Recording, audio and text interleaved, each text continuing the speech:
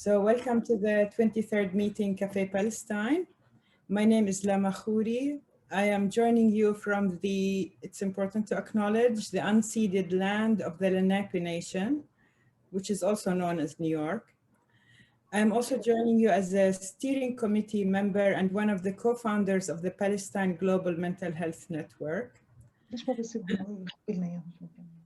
سماح يا ريت لو to mute حبيبتي. Sorry. No problem.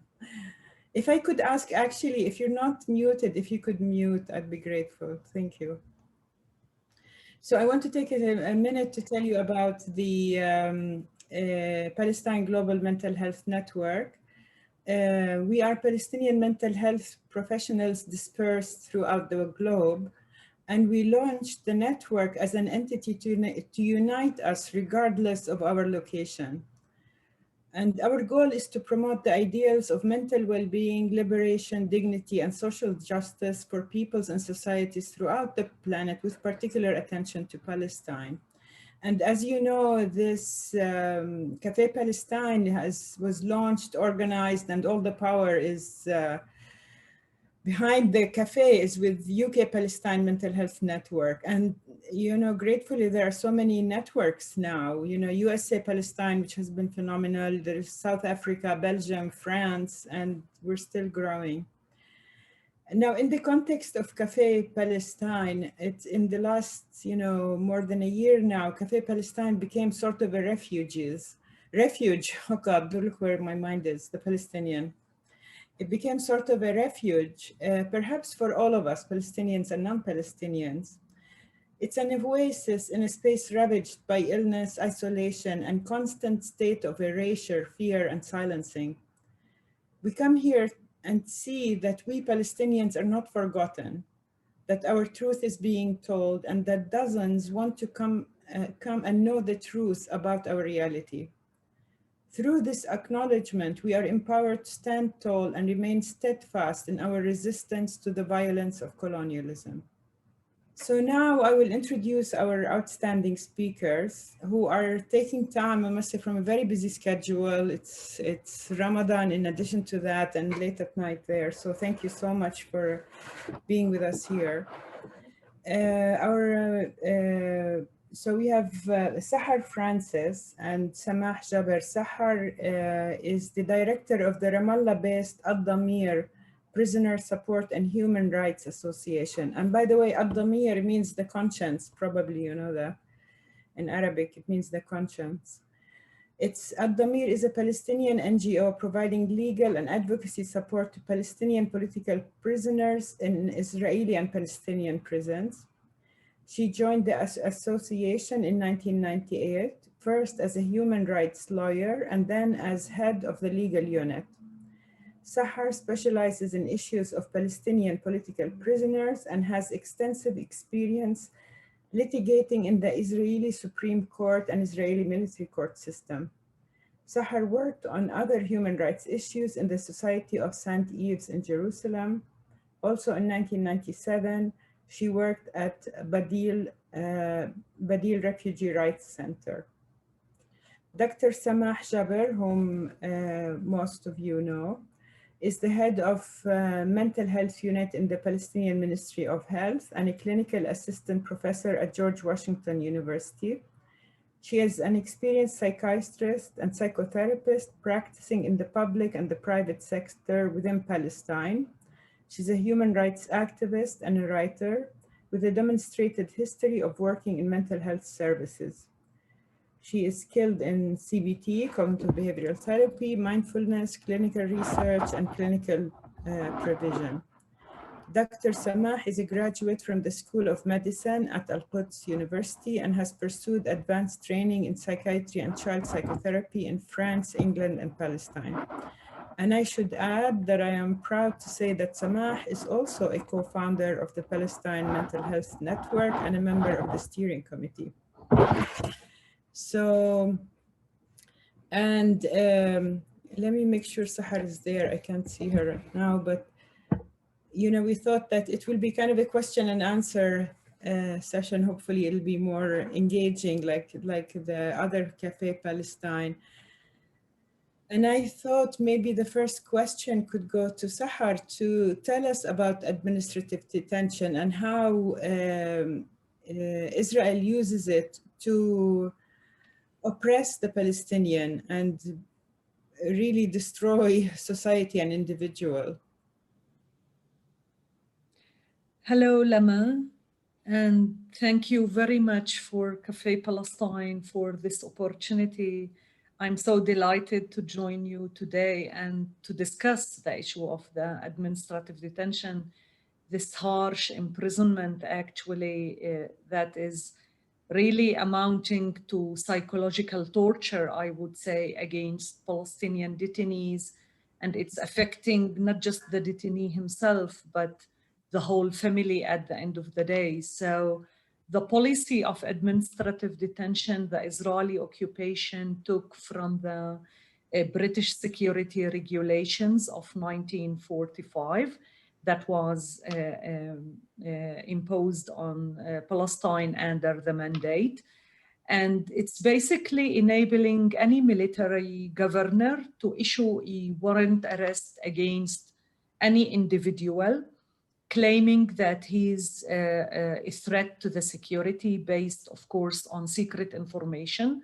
There's no clear charges, no clear evidences, no clear accusations, but a very vague claim that you are a threat to the security and this is why you should be behind bar. And it could be for 1 month up to 6 months, and it could be renewed indefinitely.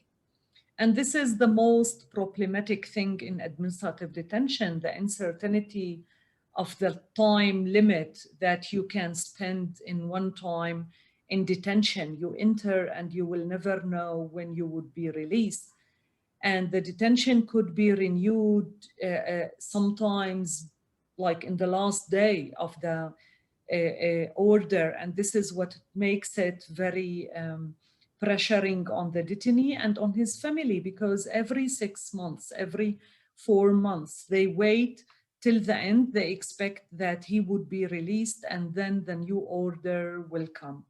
Of course, this policy is used against everyone, so political leaders, community activists, civil society activists, students, journalists, everyone could be subjected for administrative detention, men, women, children.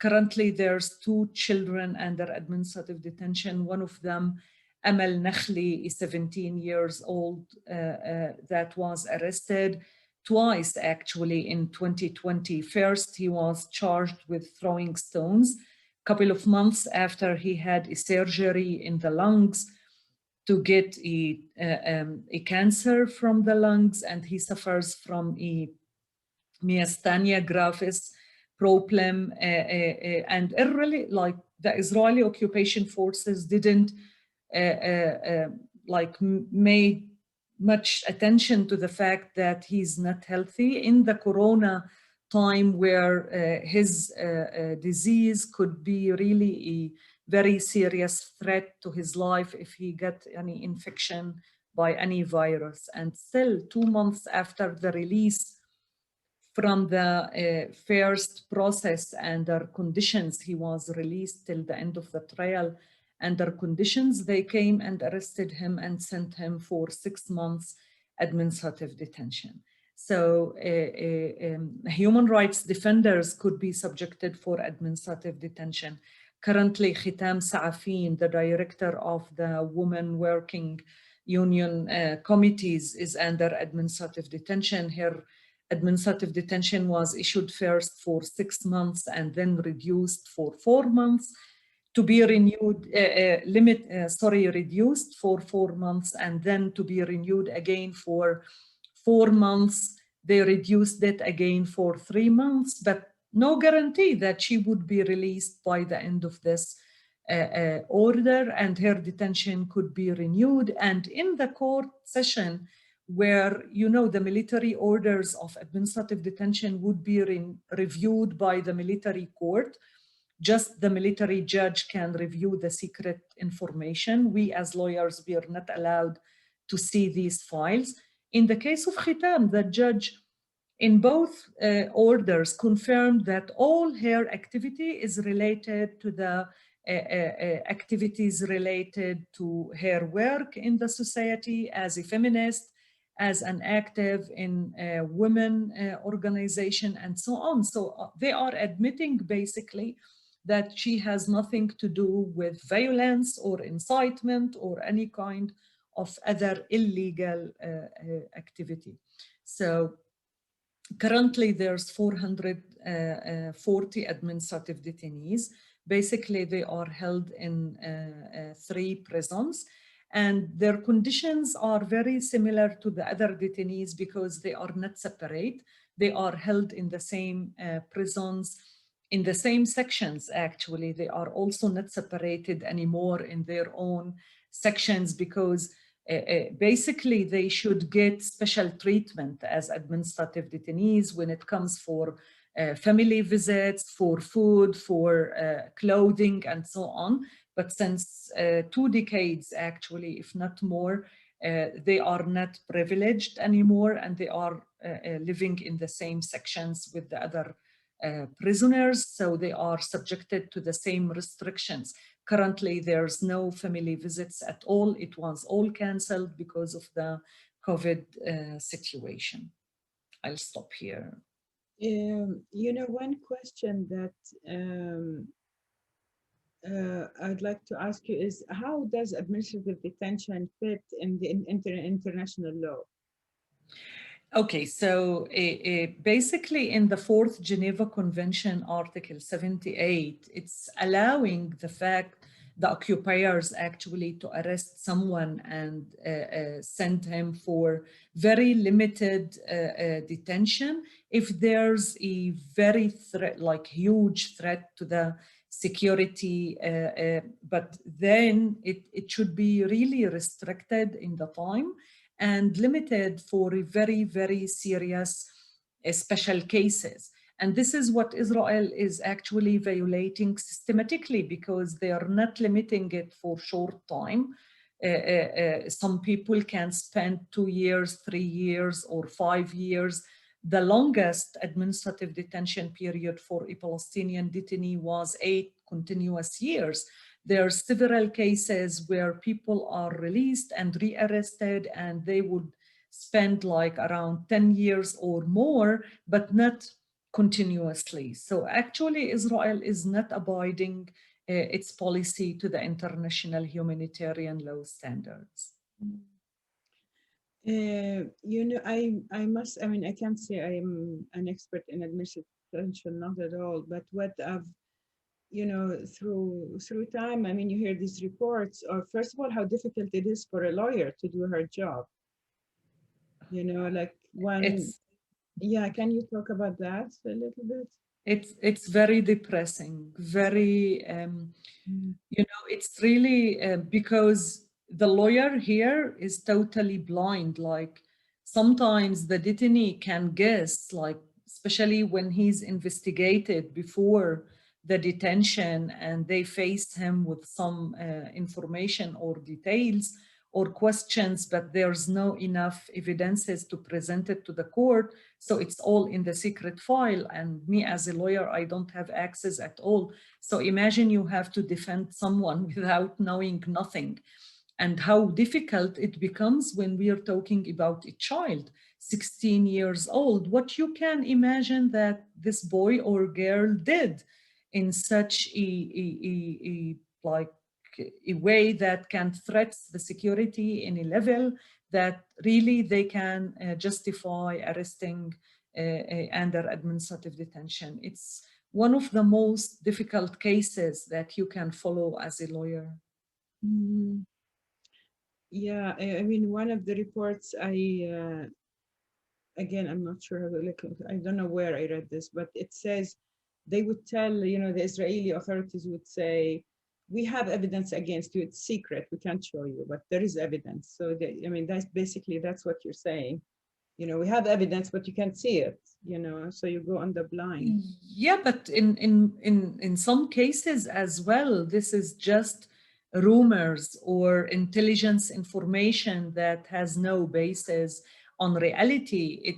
This is the problem in administrative detention, that you don't know the resources of the information, what exactly is the information. So, for example, I will give one story about a detainee in the second intifada in 2002, when they invaded the Palestinian cities and arrested thousands of Palestinian men in less than 3 weeks, and kept around more than 2,000 people under administrative detention in 1 month. One of the cases that I followed was a man of 40 years old from Beit Lahem area.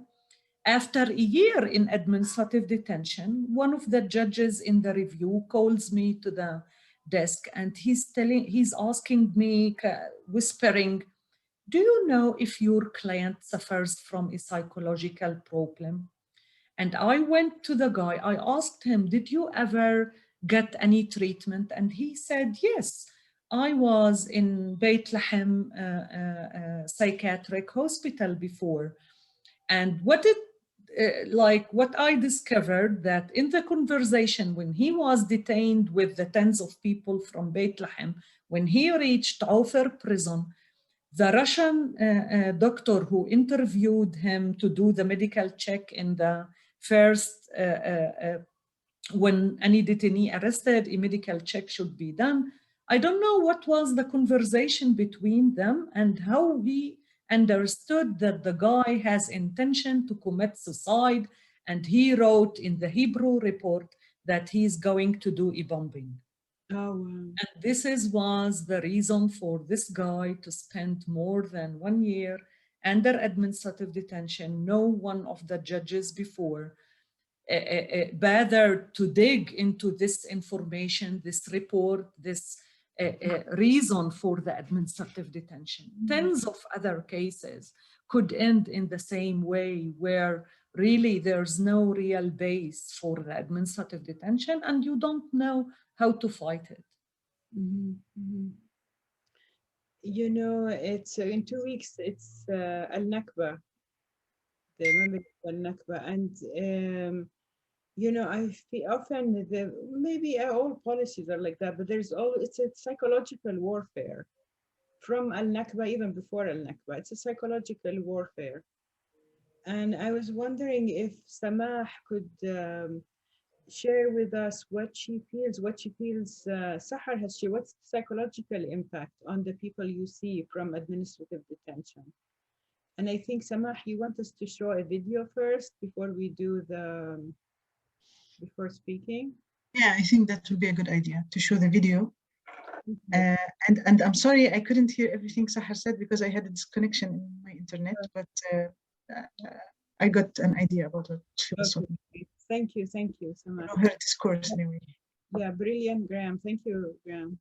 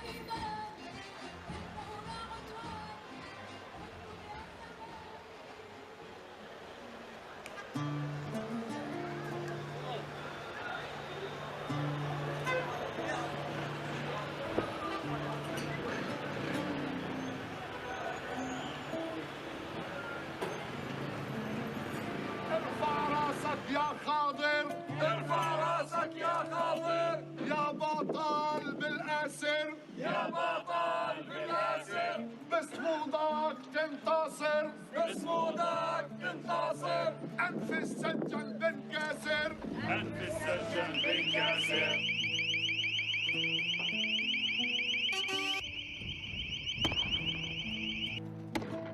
يا قاضي علينا رده يا قاضي علينا رده باب الاسر بدنا نهده باب الاسر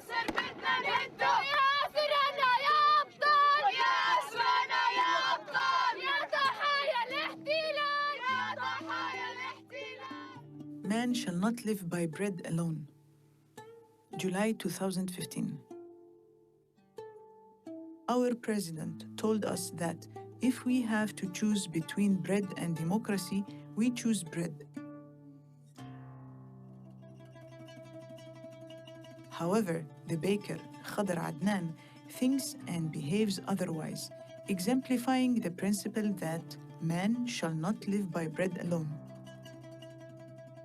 Adnan has endured 2 long and perilous hunger strikes in Israeli detention, leading to his liberation from prison and bringing world attention to the plight of Palestinian political prisoners in Israeli administrative detention, who are held without charge or trial for 6-month periods that can be renewed indefinitely.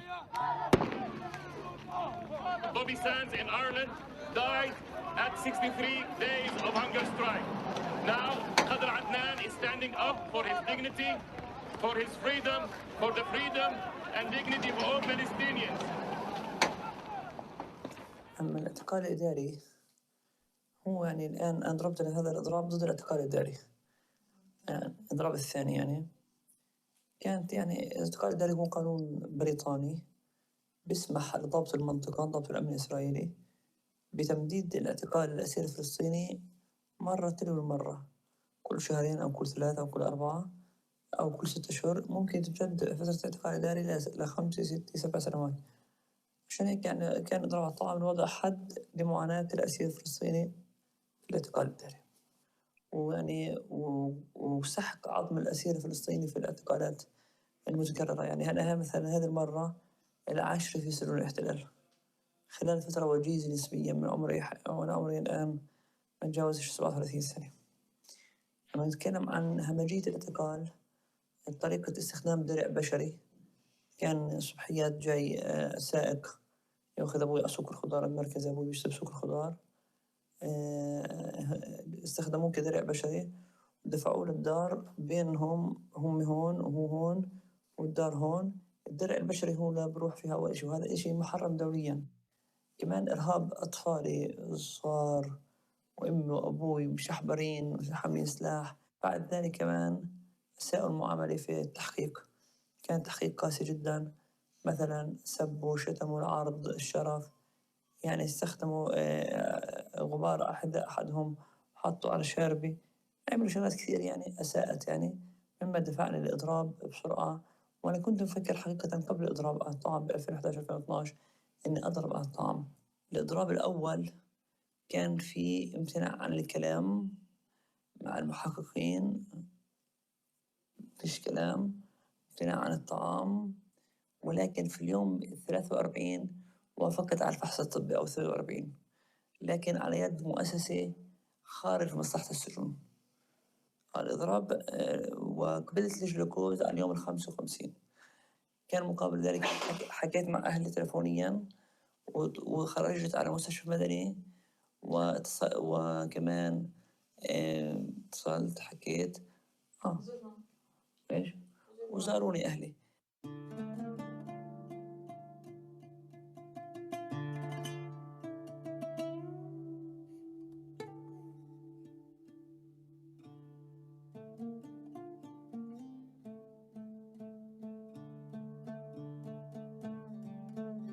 قلت لنفسي إذا أنا مضرب على الطعام ورايح بخطوة ممكن تنتهي إلي بالموت، لكن هذا إضراب. قلت بدي أنا أروح لأهلي، استغنيت وشديت عن زيارة الأهل وشديت على حالة صحيا أكثر لأحقق بشكل أسرع الإنجاز.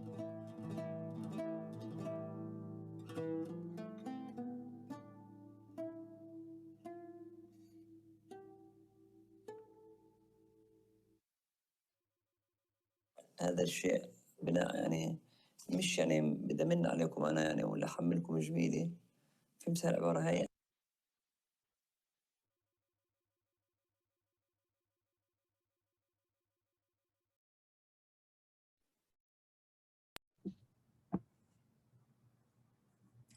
Thank you, Graham. What a powerful movie. You know, I should mention that this movie you just saw is on Vimeo, and there will be a link to the movie It's available for a very small fee on Vimeo, the whole movie, if you'd like to watch it. And I highly, highly recommend it. I watched it more than once. It's an excellent movie. So Samah, do you want to share something about the movie now? Not much about the movie. I just want to mention the name of the film director, Alexandra Dulce, a French film director. The name of the movie is Beyond the Front Lines. It's about the resistance and the resilience of Palestinian people. She interviews ex-prisoners, including Khadr Adnan and Rula Abu Dahu. It's based on some texts that I write. It comes across the question of the resistance of the prisoners inside prison setting. So, and the resistance outside prison as well. But you asked a question earlier about the psychological consequences of administrative detention. Was that the question? You know, having seen this, I have many questions. Well, maybe, yeah, we could start with this question. Yeah, we will chat about it because I don't have a proper presentation to share with people. I just want to say that in general, the Palestinian public understands that the military, the Israeli military law, and the political detention is part of the arsenal that enforces the hegemony of Israel on Palestinian people.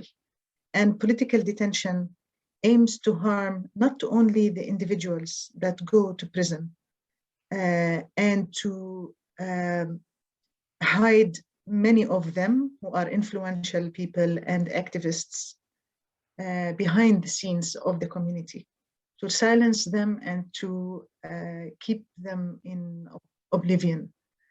But also it aims to intimidate the Palestinian public.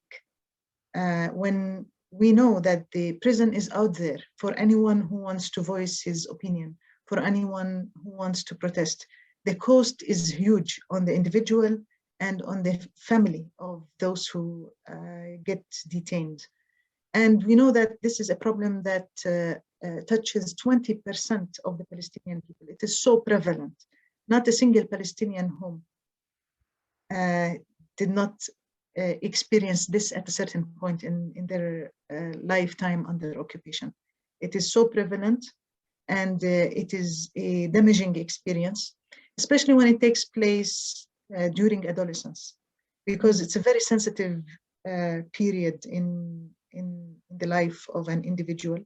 People are very vulnerable, and we can, anyone from our profession can understand why adolescents are more likely to be in confrontation with the occupation, with the soldiers that represent the occupation. Adolescence is a period of emotional vulnerability, less control on impulses, more difficulty to postpone the urges for the future. It's a period where people seek to their belonging and identity. They want to assert their identity, but they are living in a very complex situation that attacks your individual identity and collective identity. So it's very common that Palestinian adolescents get arrested, they go to prison, and the whole experience is damaging for them. And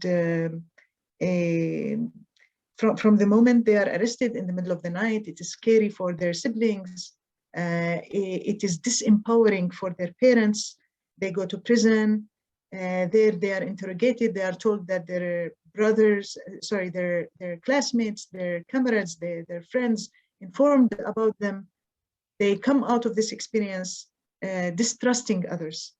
They go out of prison when they go out, not trusting the parents who could not prevent that from happening, not trusting the teacher or the school principal who could not prevent their arrest from school setting.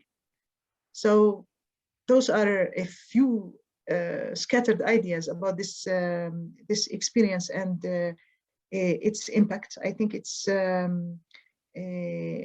intimidating for the community. it's damaging for the individual, it is silencing, and it will leave long-term consequences, diffuse mistrust within the Palestinian community.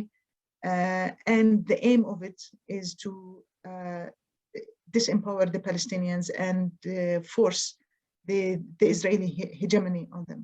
Mm-hmm. I mean, to live in a constant state of mistrust and fear.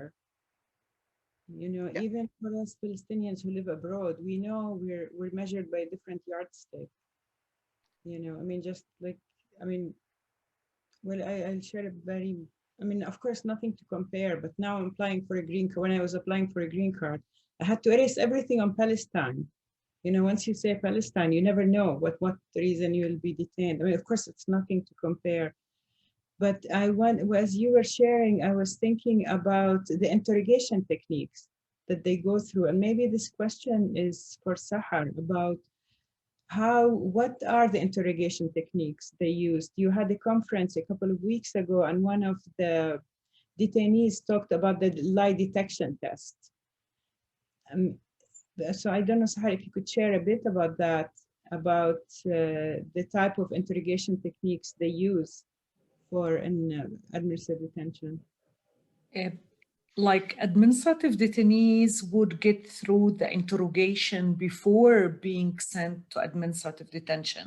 So under administrative detention itself, there's no interrogation basically, but it's a phase before and after the interrogation, they decide whether to send you for administrative detention or they have enough evidences to charge you in the court. So techniques of like physical torture is still used very badly in the Israeli interrogation centers.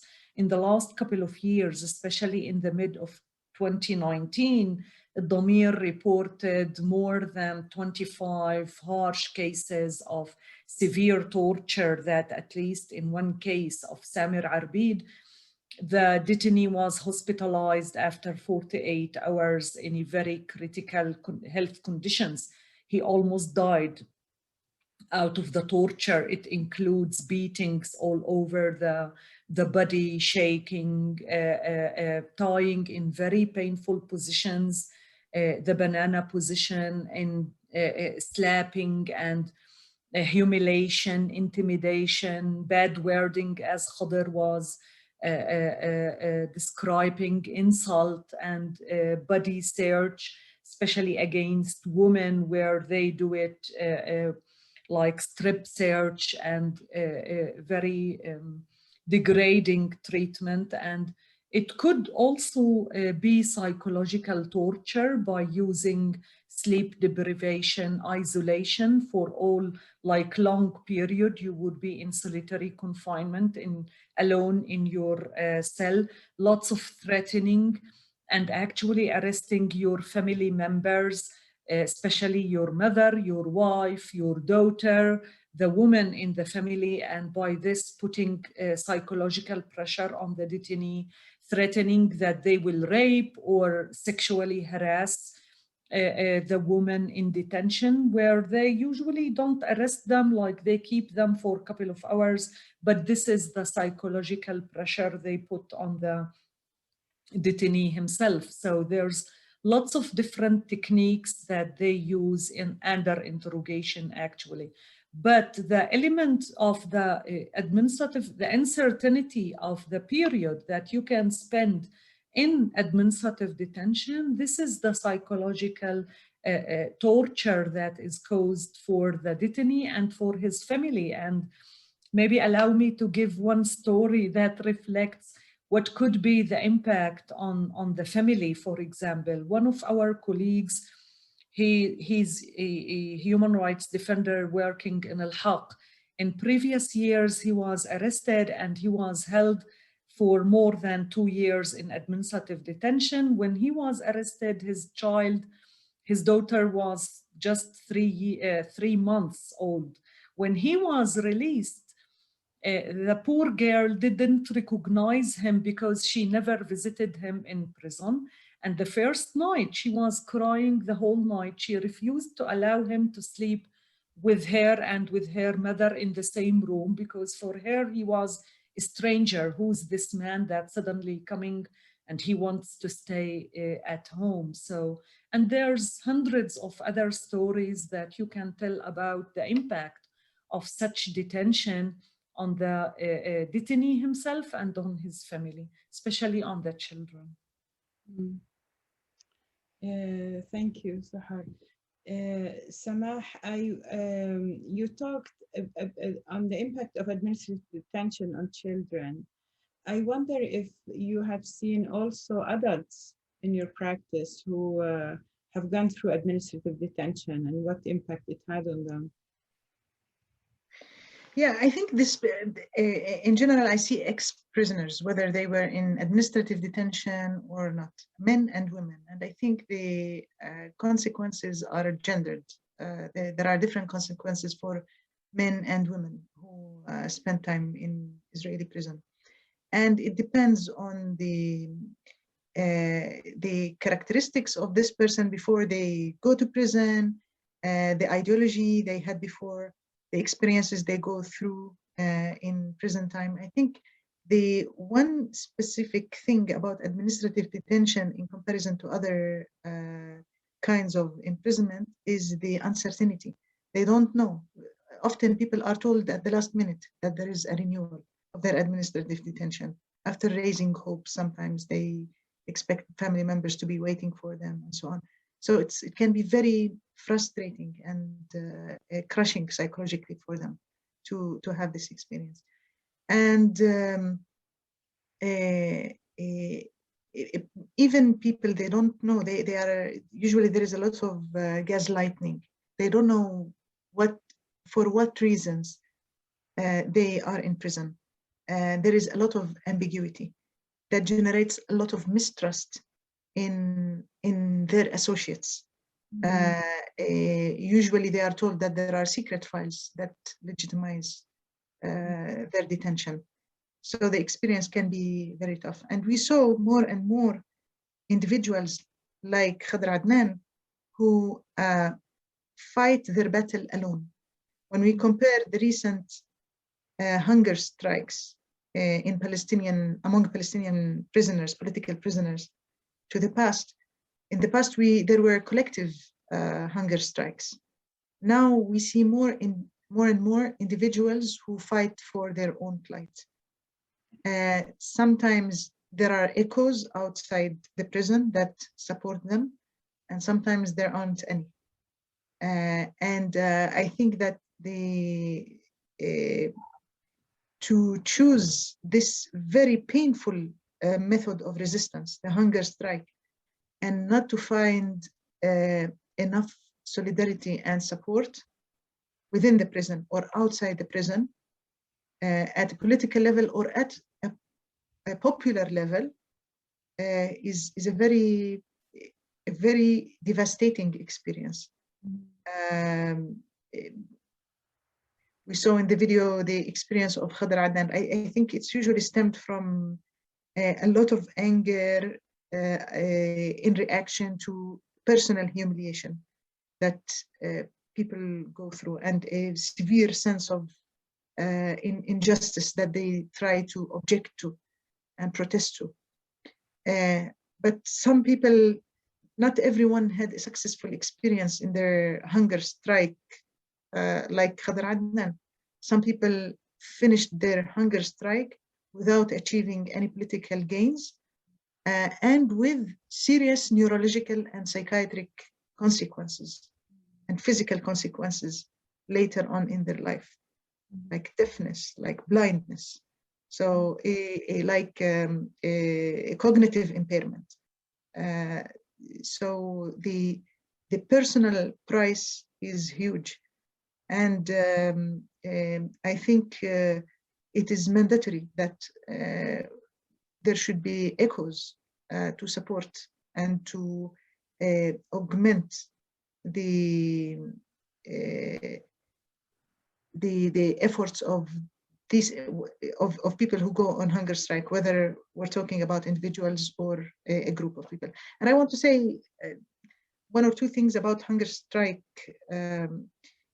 for Palestinian prisoners. I think it was started in 68, 1 year after the occupation of the West Bank, Gaza. It started in Nablus, and there were several attempts. And in the past, they were collective. They would start in one prison, and then the news go out, and other prisons would join. And usually, it's for very basic needs, like making the mattress where they sleep a little bit thicker, changing the gate of the cell so that there will be some light coming in. I think in the 80s there was a successful hunger strike that resulted in that permitted for prisoners to get pen and paper so that they can write letters. So very simple things, and not every strike. People lost their lives. Some prisoners lost their life during hunger strike, and usually when they were force-fed. In the 80s, there were people who lost their life in 2000, in the year 2000. And usually it's when people lose their life.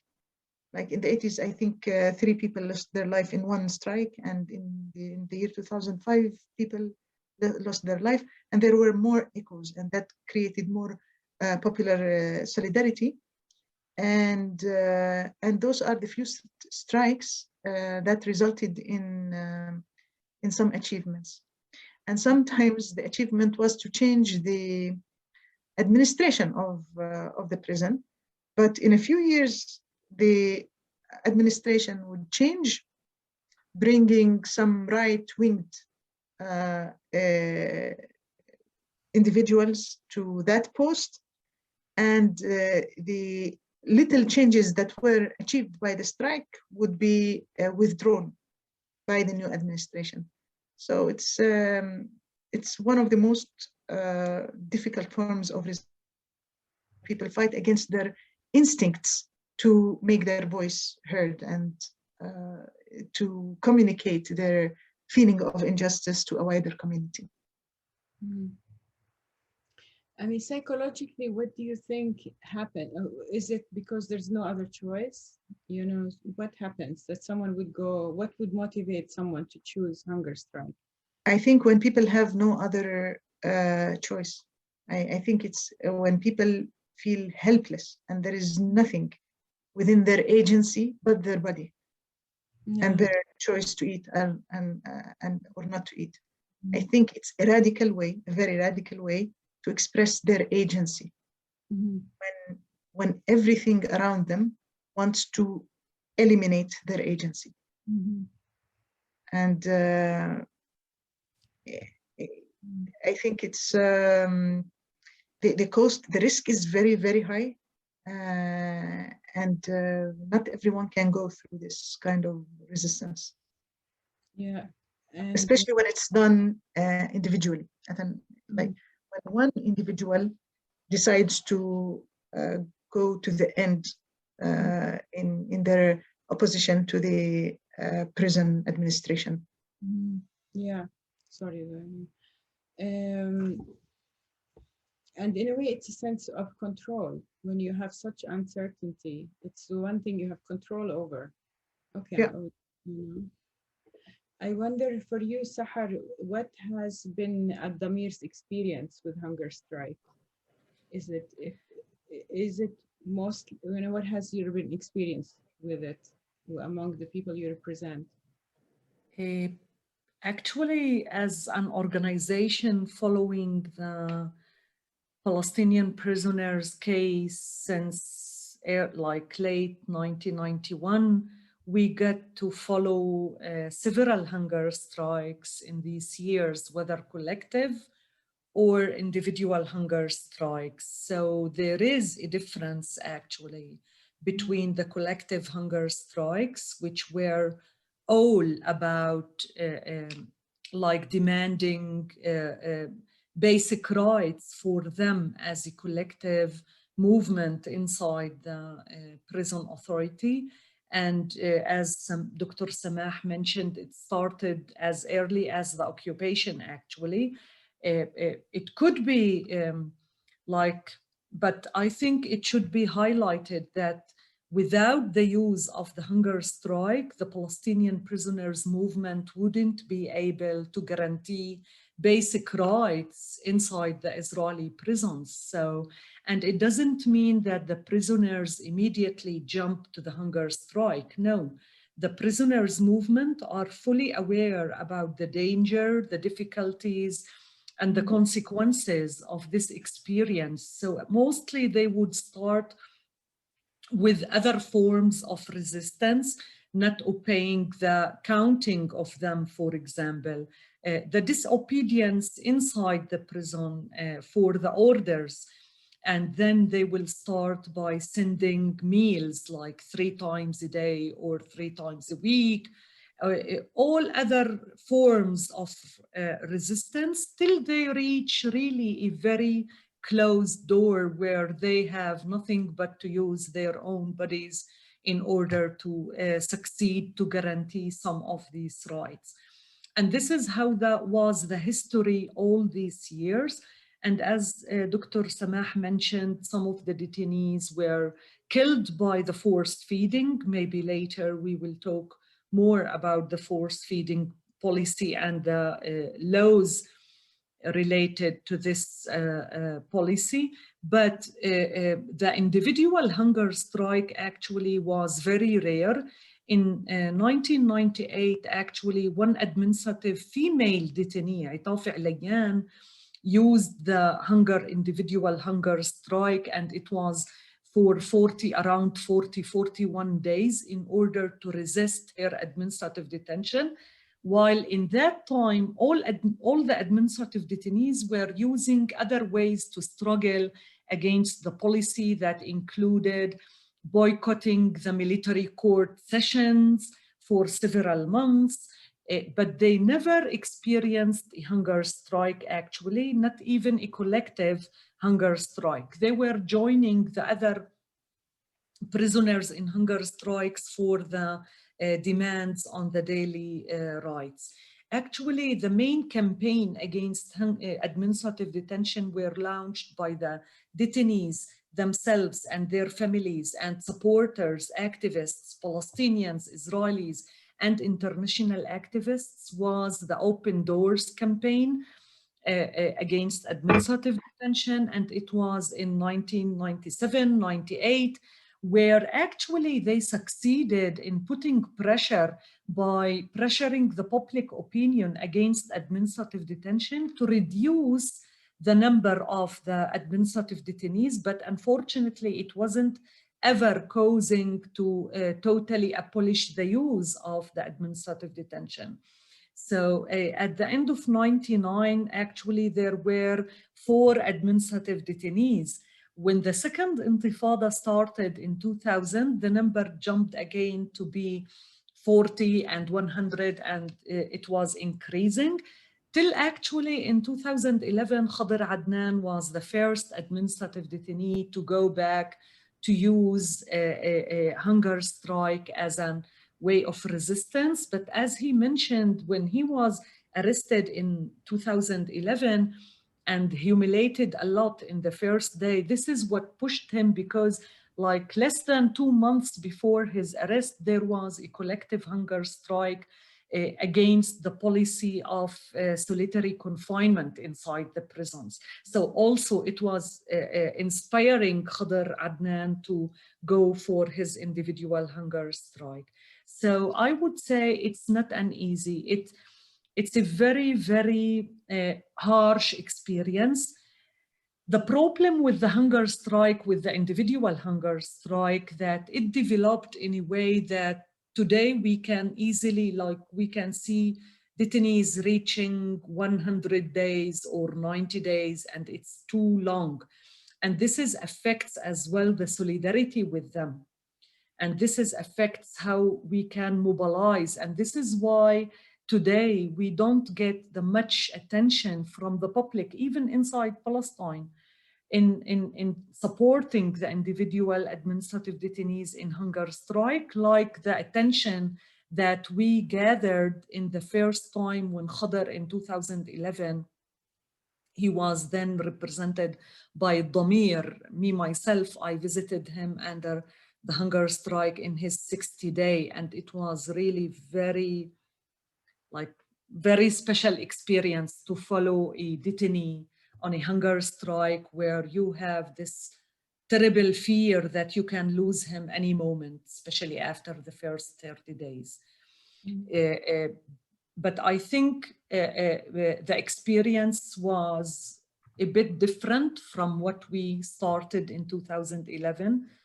And it gets evaluation from different aspects. This is why the prisoners movement prefer that detainees don't go for individual hunger strikes because it's difficult, it's not getting the same attention that it used to be, and it's affecting the health seriously, and it could end, especially in light with the fact that they have a law now to use the force feeding. They do have a law to use force feeding? Yes, since 2015, actually. I have to say that the law was objected to by the Israeli Medical Syndicate, but it is agreed upon by the law, by the Knesset, and the prison services can apply it. Actually, Samah, I wanted to ask you, is because I think I wasn't sure I understood. You're saying what happened is the force feeding caused the death of people? Yes. Yes. Yeah. Definitely. Yes. Well, of course, the hunger strike, if it can be very perilous and long, it can result in irreversible brain damage. And it can kill people. But a few individuals who were killed, they died because of force feeding, and it was the NG tube was not because the person was resisting. It was not put in the right way, and people would have pneumonia, or they would choke, and they died. A few people died in this situation. 3 actually died in Nafha prison out of force feeding in the 81 hunger strike. And I think in 2000 also some individuals died. I forgot the names, but I think there was a strike. After Dr. Samah, after the death of these detainees, it was banned by the Israeli High Court by a ruling by the High Court that they cannot force feed any detainee. And they stopped it actually till the law was legalized in 2015. But as you said, the Israeli medical syndicate refused, and they warn all doctors that they will lose their license if they are involved in forced feeding. So practically, they never went back to force feeding. In some of the cases we followed in the hunger strike, at least in one case, there was forced treatment, not feeding, but when the detainee lost conscious because of the hunger strike, they treated him and saved his life, actually, but not forced. I have to say that also the Israeli Medical Syndicate decision is enshrined in the World Medical Association and the Malta Agreement, the Malta Accords that were issued in 1991, that makes it clear that force feeding is not permitted. It's a breach in the ethical code of medical doctors. It's considered a way of torture as well. Yeah. Yes, of course. Sahar, you mentioned something about the Open Door campaign, and before, I just want to clarify. You said, I wasn't quite clear. You said something, you think hunger strike, when is hunger strike more successful than others? I didn't quite understand. Is it the length, or how many people are involved in it, or?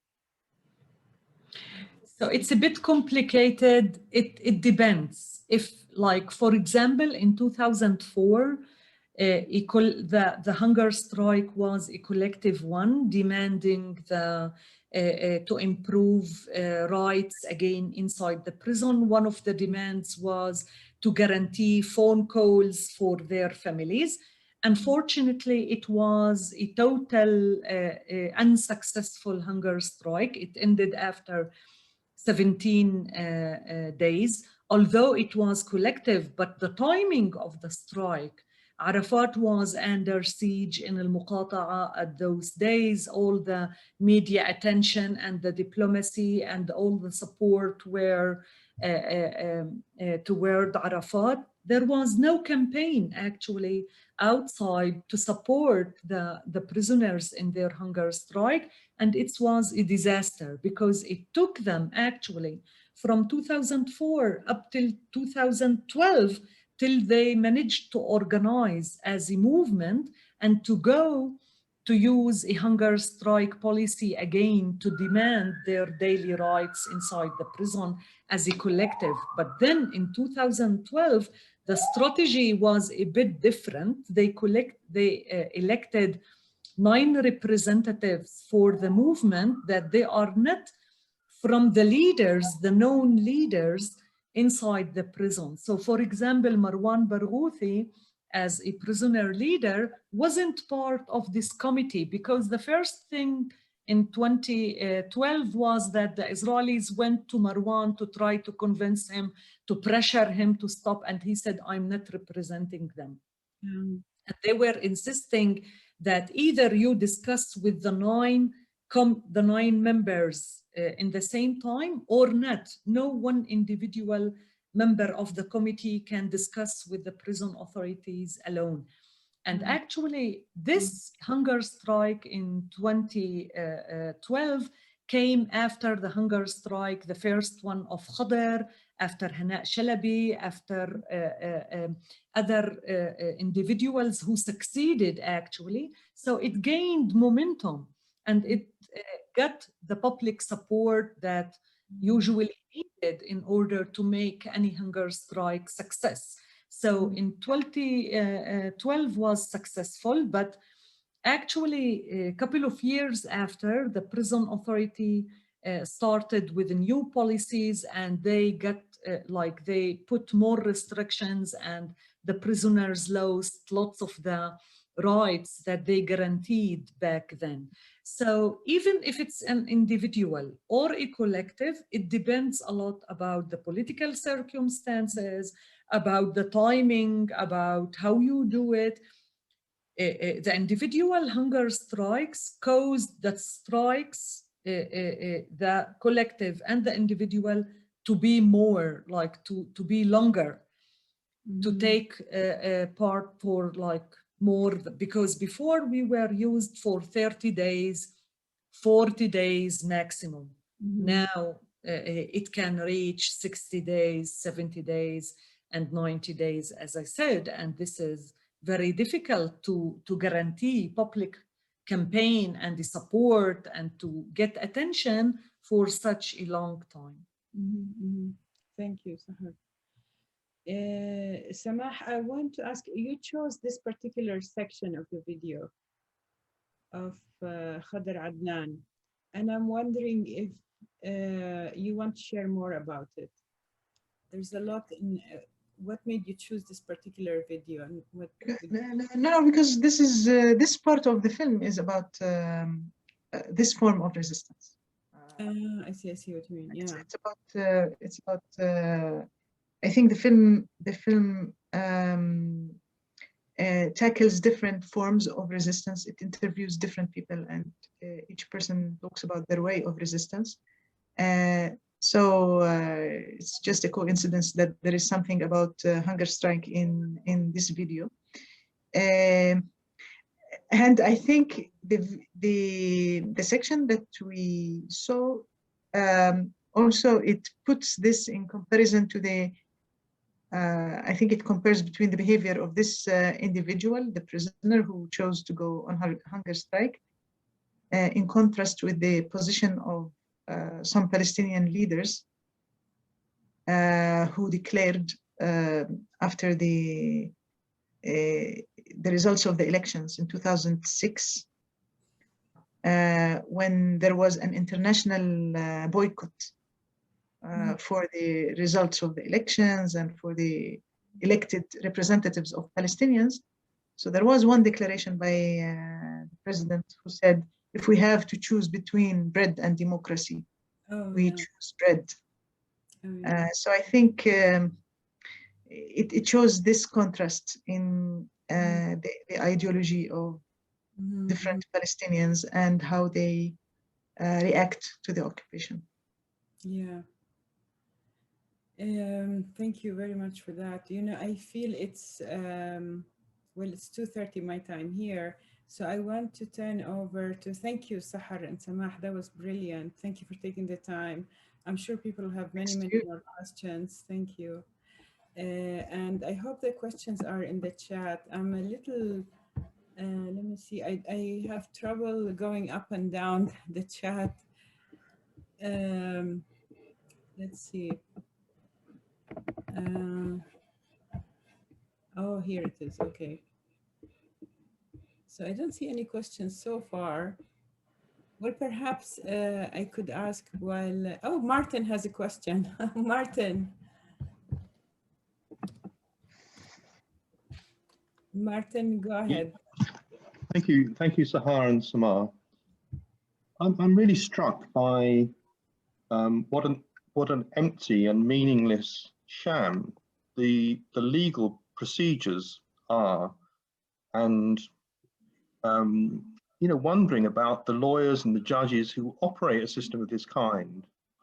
You know, in the light of their presumed training in a process which is supposed to be about justice or whatever.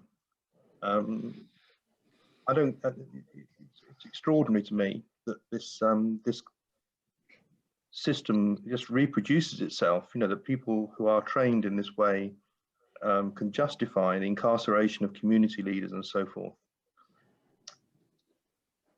Does Israel come under significant pressure from the international legal community for its continued use of imprisonment without trial? And do you think that the international solidarity movement gives enough attention to administrative detention?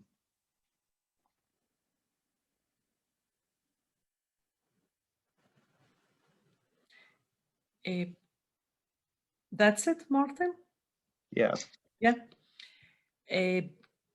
The solidarity from the grassroots level, yes. And I think maybe it's not effective in a way that it's really bringing to the end. I don't expect that this is the only pressure we need in order to put an end. Actually, it's much from it should come from the diplomatic level, I think, from states, especially those that they are signed to the 4th Geneva Convention, to the treaty against, like the Convention Against Torture, all the international human rights treaties that where they have obligations to enforce Israel actually as members in the UN to abide to the international law.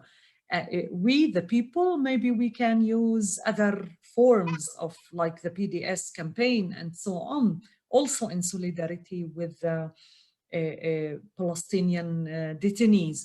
But to go back to your wondering about the military judges, the military prosecutors that at the end of the day, they are supposed to be lawyers. It's amazing how easy they can justify what they are doing. They really believe that what they are doing is really protecting their community, protecting their country. It's ridiculous, like, but I'm like hundreds of cases in these my 25 years of work with the prisoners. It's amazing that the details behind these administrative detention cases and how it ends. You know, just think about when the order ends, for example, in the 5th of May, and I'm requesting that the guy should be released 2 weeks before because there's a holiday, and they refuse. Like, what make a person so dangerous on the 20th of April, but suddenly he stops to be a danger in the 5th of May, and he could be released without a renewal? There's no sense for this use of the argument of a threat to the security and being so dangerous that you are supposed to be behind bars for 1 year, and then after 1 year you're not danger anymore, or for 3 months and you're not dangerous anymore.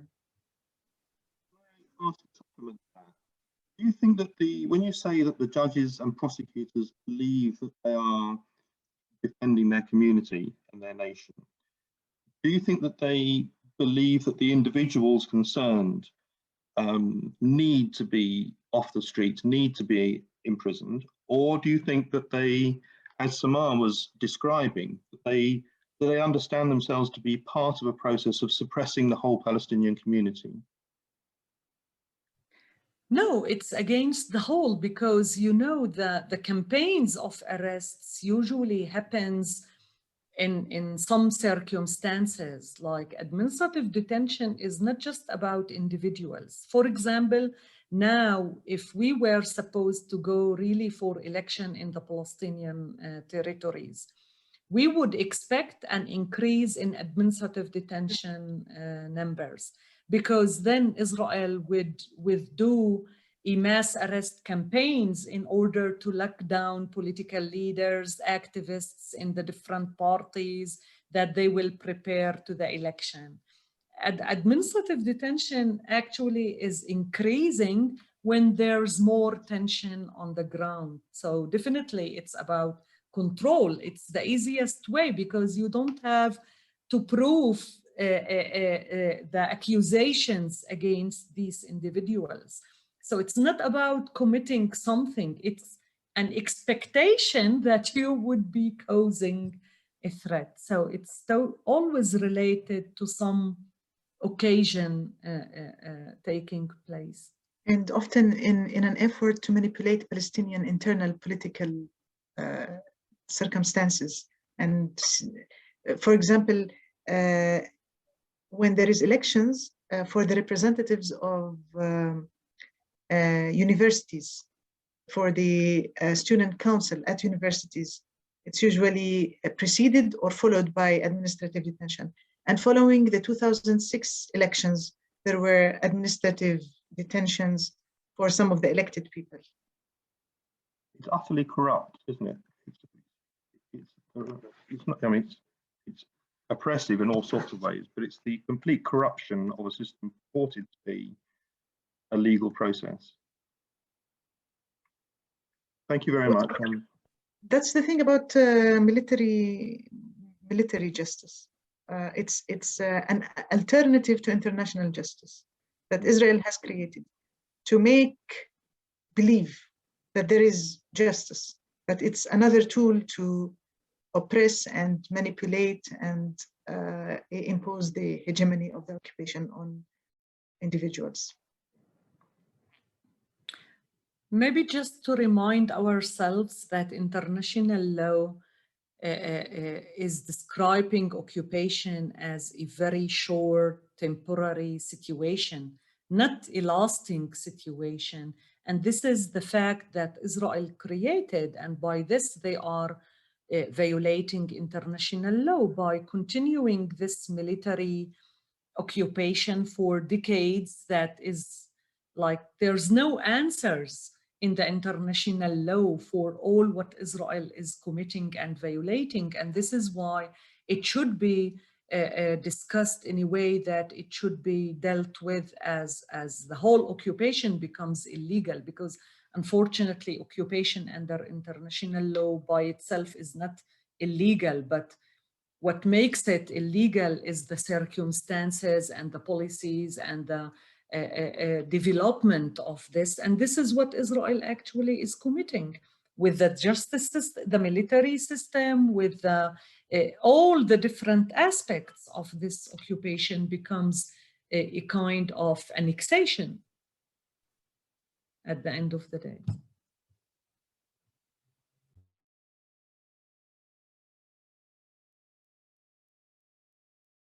Sorry, I didn't realize I was muted. Thank you very much.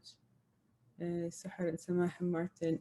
Alan Kesetian, you have a question? Alan? Hello. Thank you. Can I be really can I be really cheeky and ask a couple of questions? I'm so sorry, I couldn't hear you, Alan. The reception is not very good. Can you hear now? Yeah, I can hear you now. Yeah. Sorry, my first question is for Sahar. I'm not a lawyer, so I'm wondering practically, how does the military legal system interact with other legal systems within Palestine? That's my first question. Kind of who are the key people and agencies involved in this? And then my second question, I don't want to take away from the specificities of Palestine too much. And I'm wondering if both of you could speak a little bit to like international solidarities, but also kind of specificities to Palestine. I guess I'm thinking a little bit about how, like last summer during the Black Lives Matter protests, there was advice from Palestinian activists when it was the same tear gas being used on protesters, or trainings are being carried out on an international level. And I guess in some ways there are like some international similarities with other places as a result of the legacy of the British Empire. So I'm wondering, in terms of like mental health research, if there are any shared findings on research in imprisonment. But then I'm also wondering about the things that are very specific to the Palestinian context in terms of the mental health impact. Maybe this, yeah, maybe Samah. Maybe the last part of it is something that I can answer. The first part of this question is probably a legal question. So Sahar, maybe first. Okay. So actually, the Israelis, when they started to issue the military orders, they kept from the previous laws that was applicable in the occupied territories before the occupation, which means the Jordanian law in the West Bank and the Egyptian law in Gaza Strip. And also, as I said before, the British security regulations, part of the Ottomanic law that especially talks about the land and property.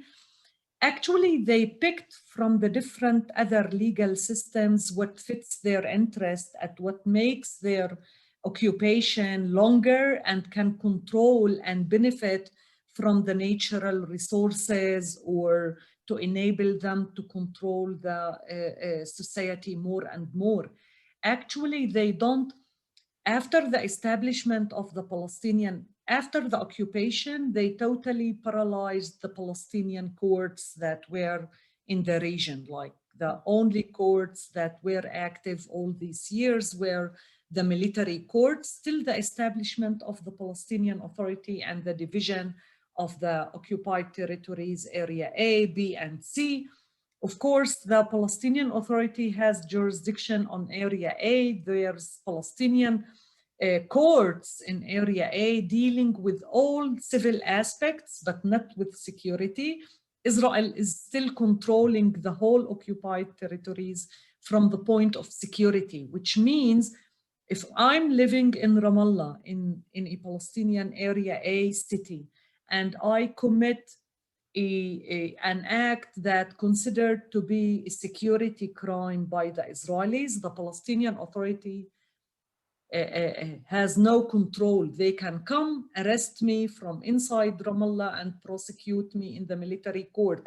And even if the Palestinian Authority was arresting me before and prosecuting me, and later on the Israelis will arrest me, they will not take in consideration the sentence that I already spent in the Palestinian military court. So currently, for the point of security, they have a full jurisdiction all over the occupied territories. They don't respect the decisions of the Palestinian courts, and they don't take them in consideration at all.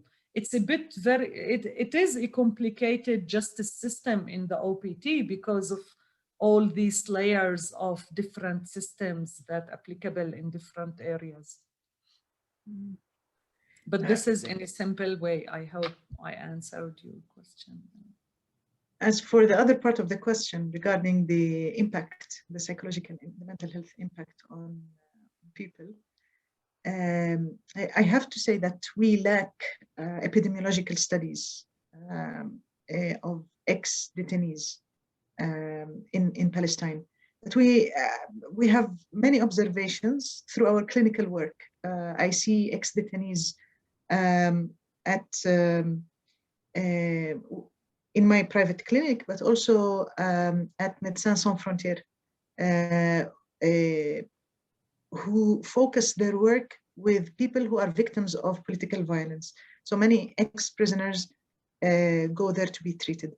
And also I had some collaborative work with the colleagues at Ad-Damir, where I provided some psychosocial support for women prisoners, for ex-detainees who are women. The impact is the wide spectrum of psychological suffering and sometimes psychological disorders like anxiety, depression, post-traumatic reactions, which are not necessarily PTSD. They are complex. They impact the personality and they reshape the belief about the self and the future for certain individuals. Some people become devastated by the experience of interrogation and torture and solitary confinement. And others react. I think the whole experience is very well orchestrated to break the will of people and make them helpless and avoidant and create shadows of these activists when they go out, shadows of themselves. But some people also go out of this experience with a sense of agency and increased sense of responsibility. And they try to do positive things for the community. Sometimes they can, and sometimes they are struck by the discouraging political reality within the Palestinian system.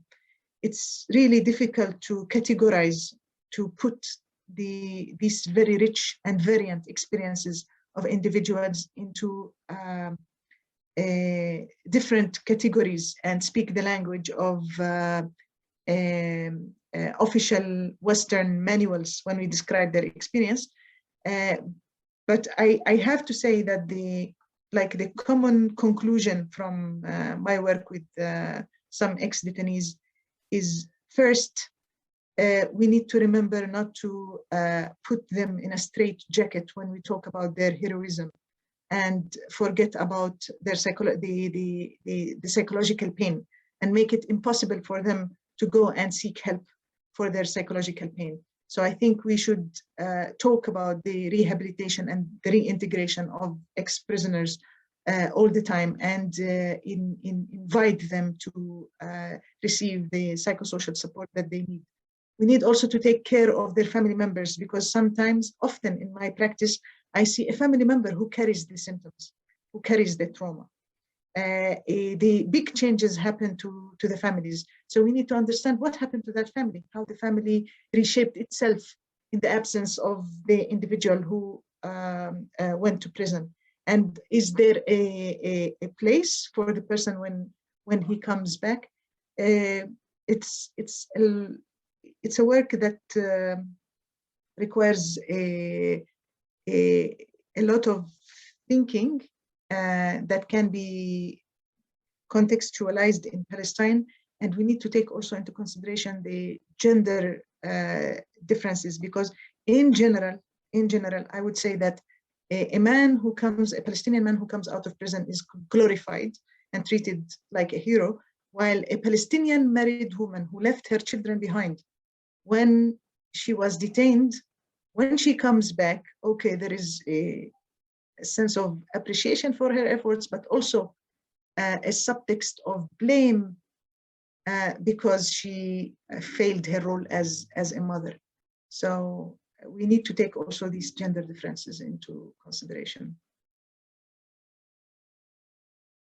You know, before I move to the next question, thank you very much, Samah and Sahar. Samah gave Cafe Palestine a few months ago, early in the, maybe it must be, I can't remember which Cafe Palestine, but it's really worth watching again. It was on the prison and working with prisoners. It's very powerful, very informative. It was very informative talk, very powerful. You know, Melina Ansari is a formidable force in Ad-Damir, and she just posted a petition. I want to ask Melina to tell us what she posted and what she'd like us to do with it. And thank you again, Melina, for all the support you gave for this Cafe Palestine. Thank you, Lama, for your time. And thank you, everyone. I'm Melina Ansari, the International Advocacy Officer at Ad-Damir. And I saw there's a lot of interest and question regarding the Israeli military judicial system. Ad-Damir recently launched a campaign against Israeli military courts for their various violations of fair trial standards, as well as illegality, like in the sense of their establishment. So if you would like to read more about military courts, please feel free to visit our website. I can share the paper as well for the Against Military Courts campaign, and I shared the petition for you. This petition is for us to take it with us when we approach the Office of the Prosecutor in order to open investigations as well in the violations of fair trial standards that Palestinian political prisoners constantly face and are subjected to. So sorry for my small intervention, but I felt there's a need to share a bit more about military courts since the questions are also about them. Thank you, Lama. Thank you very much, Melina. Thank you for all the work you put in. So everything is on the link in the chat. I'm sorry. Steve Benson has a question. Steve, if you're still there, if you would like to share. Yes, I'm still here. Thank you.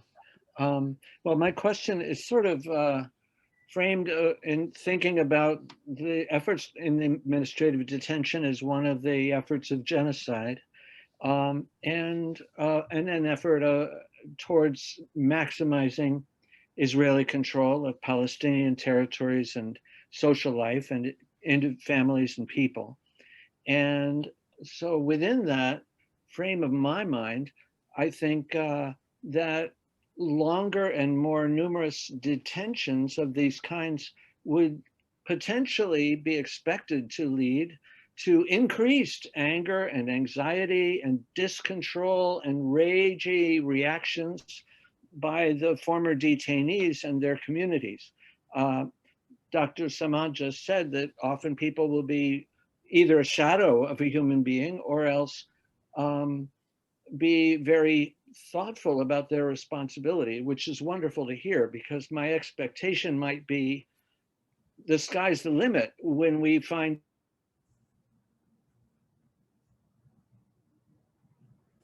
Oh, you froze.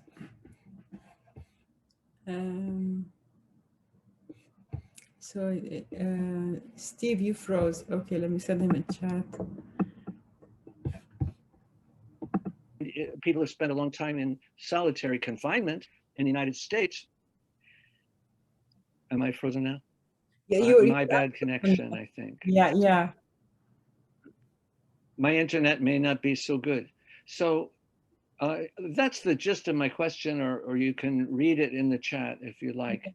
But I would think that administrative detention might be a sensible pathway from Israel's point of view if they're trying to maximize social chaos, increase suppression of the population of Palestine, and generally sow chaos in the community so that it's politically disempowered.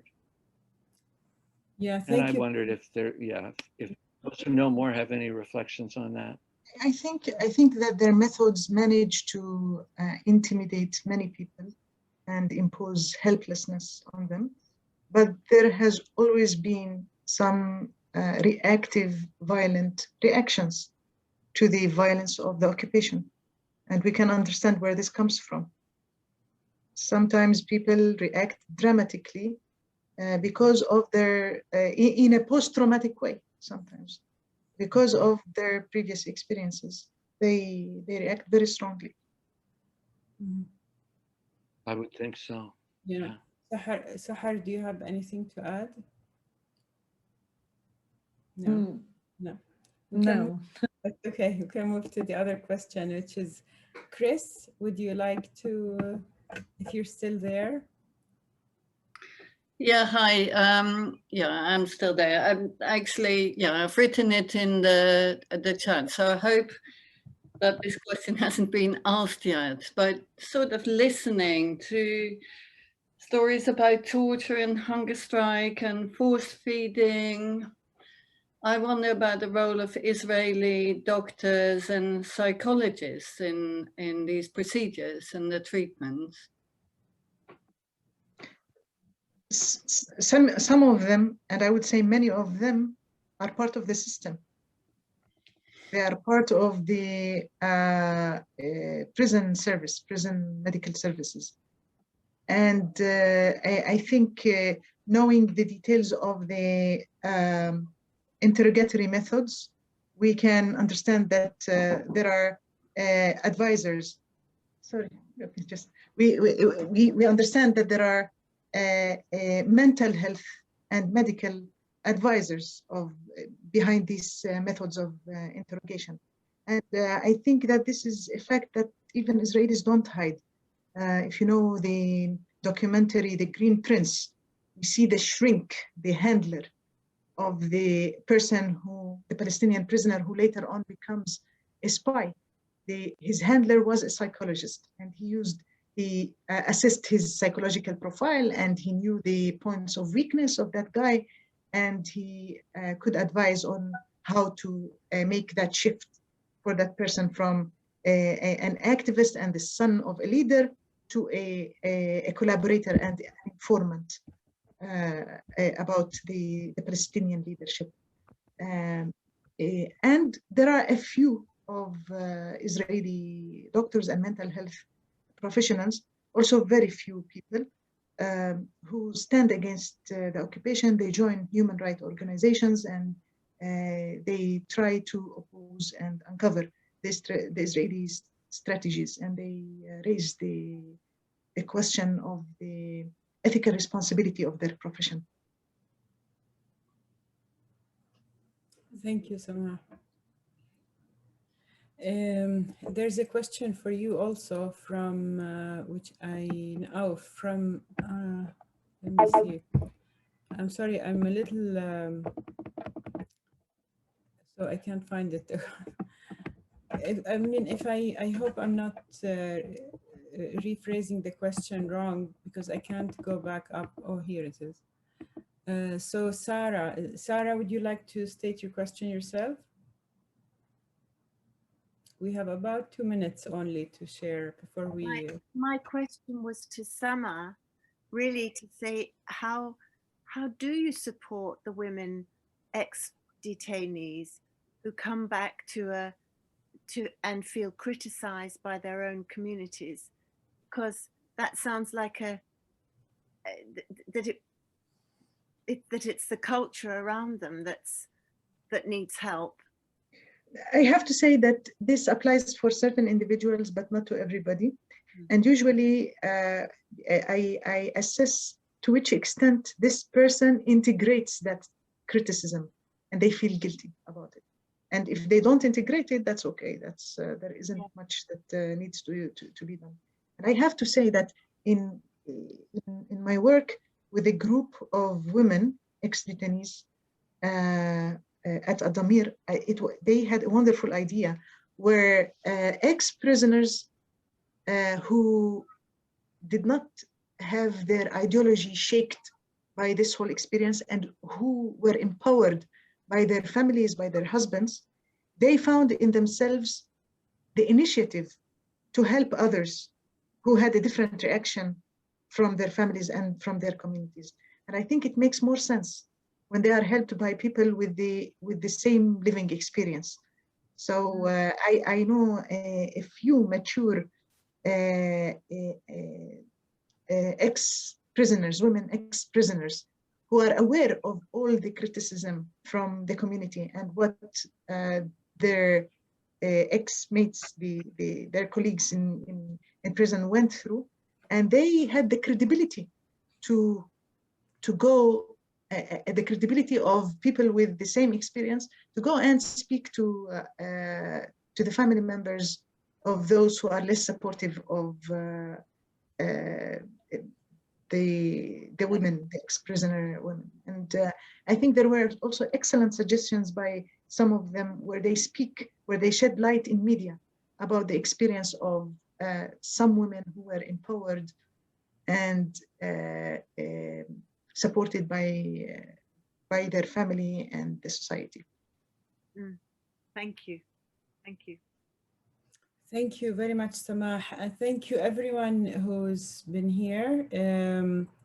You know, before I wrap up, thank you, Samah and Sahar, very much, and everyone who's here. And, you know, I mentioned some of the Palestine mental health networks. I didn't say all of them. You know, I don't think I said Ireland. And I mean, the good news is now you don't remember them all by heart because we're getting many, thank God.